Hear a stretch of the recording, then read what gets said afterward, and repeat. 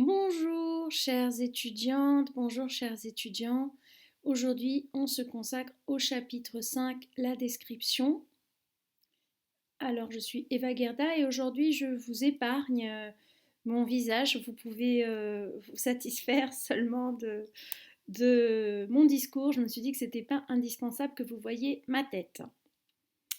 Alors, petit rappel sur la description. Vous vous souvenez qu'au début du semestre, pendant cette période bénie où nous avions des cours en présentiel, nous avions vu que la description avait une structure qui identifiait d'abord le principal élément, décrit puis les propriétés. Donc on partait par exemple de Philippe, roi d'Espagne, et ensuite on commençait à décrire sa tête, son bras, etc.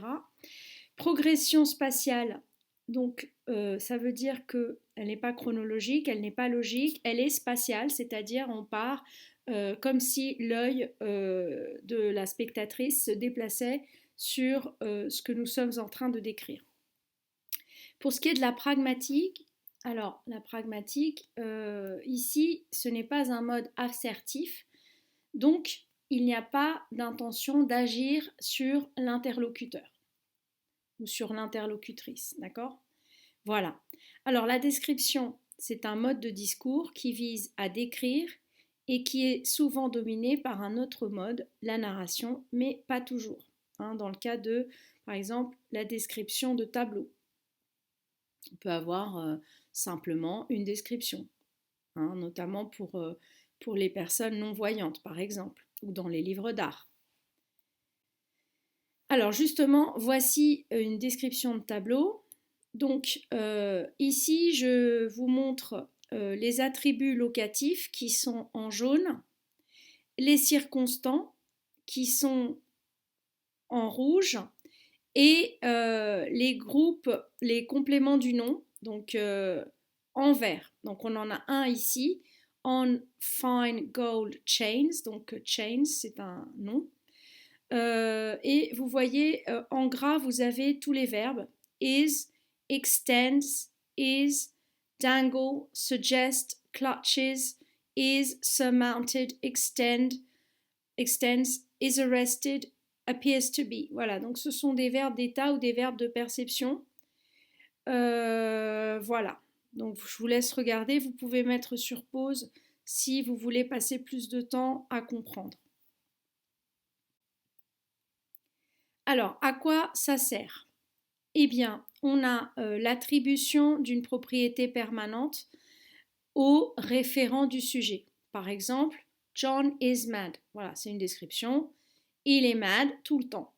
Mais cette propriété, elle peut aussi être temporaire. Ça peut être un état temporaire.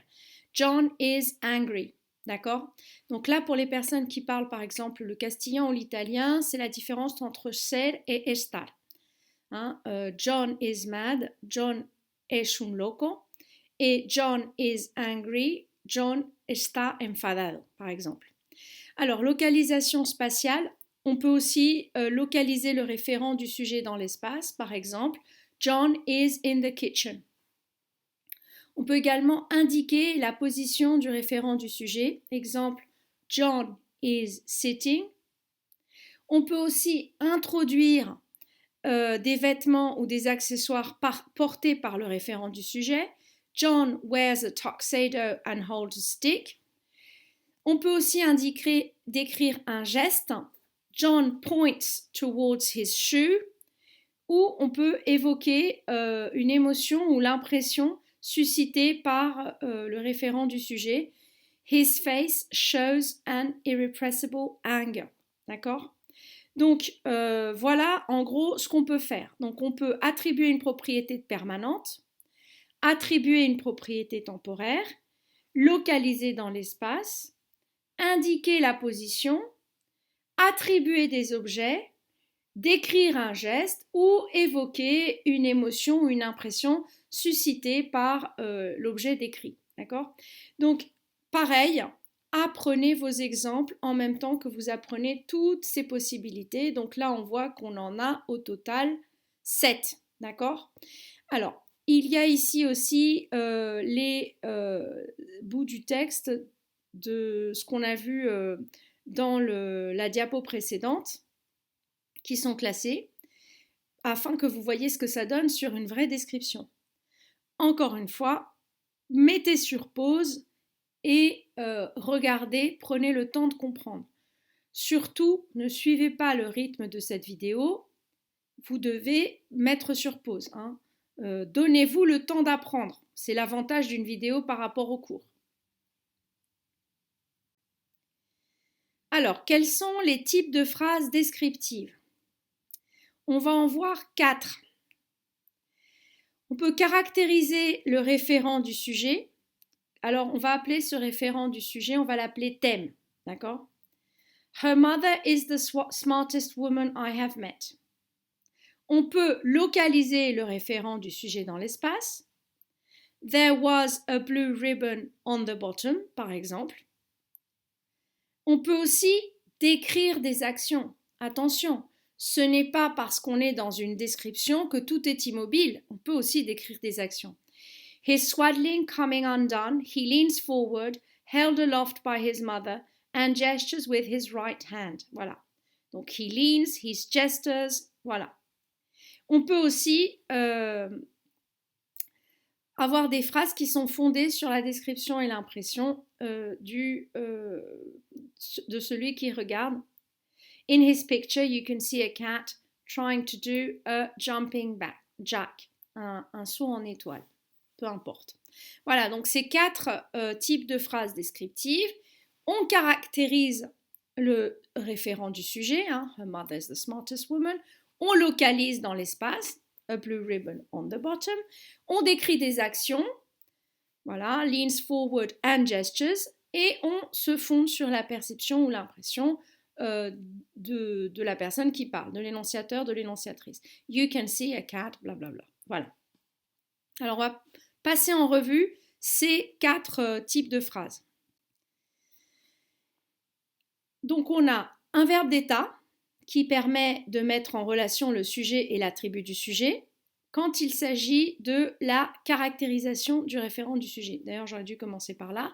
Donc, premier type, la caractérisation du référent du sujet.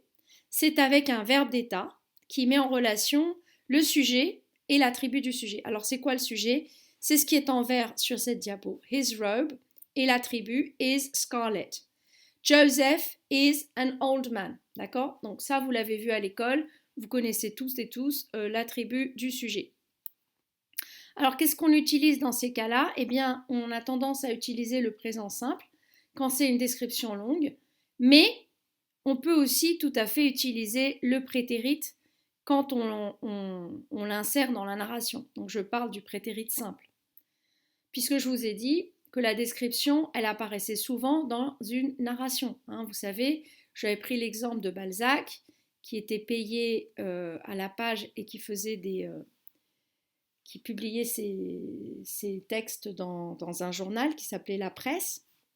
Et en fait, quand il était à court d'inspiration pour l'action, il nous faisait une énorme description. Et ça, c'est ce que disent les mauvaises langues et qui est probablement vrai. Il nous faisait une longue et belle description de quelque chose. Et c'est à l'intérieur d'une narration, puisque c'était un roman. Souvenez-vous qu'avant, c'était le Netflix de l'époque. On lisait les journaux où on trouvait des histoires. On peut aussi avoir un passif statif. His white turban is surmounted. Donc c'est un passif. Le passif du verbe surmount. Voilà, by a worn reddish fez. Alors, on passe à la localisation du thème dans l'espace. Donc, la localisation du thème dans l'espace avec un groupe prépositionnel. Donc, around the corner par exemple. Donc, around, c'est la préposition. The corner, c'est le déterminant et le nom. The déterminant, corner, nom.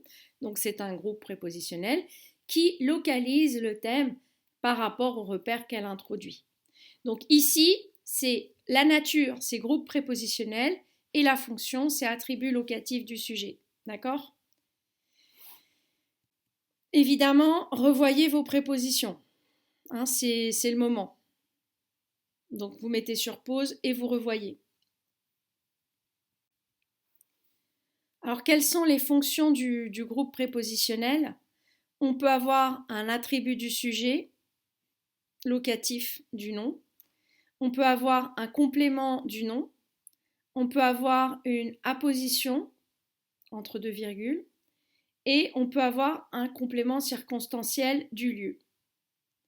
Alors ici, je vous ai mis en rose les compléments circonstanciels, en bleu les compléments du nom et en orange les compléments d'objets indirects. Donc c'est un extrait de l'évangile de Matthieu sur le Christ. Voilà. Donc pareil, vous mettez sur pause et vous prenez le temps. Donc, je vous ai surligné les noms pour que vous voyez bien que c'était des noms, hein, d'accord?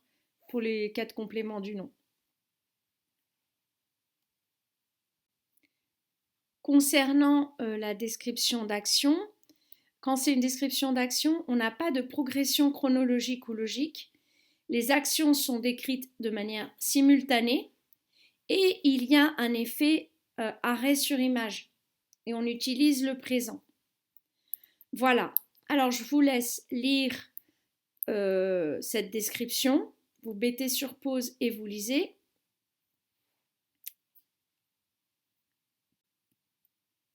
Maintenant, on va parler de la description fondée sur la perception de l'impression du locuteur ou de l'interlocuteur. Donc, c'est le quatrième type de phrase. Donc, c'est une description indirecte de l'objet qui passe par la description de la perception de la personne qui observe et du sentiment que l'objet lui évoque. Bon, ça, c'est assez clair. On va utiliser des auxiliaires modaux, par exemple, surtout can, pour la modalité de l'action qui relève de la capacité du sujet, et bien sûr des verbes de perception puisque c'est fondé sur la perception. Donc to see, to make out, distinguer, voilà.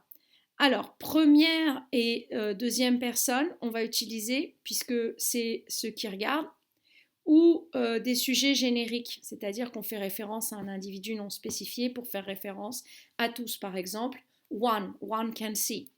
Alors, vous pouvez faire I see, ou vous pouvez aussi avoir you can see, vous pouvez voir. Hein. Voilà, donc première et deuxième personne ou un pronom générique. Voilà, j'espère que c'est clair.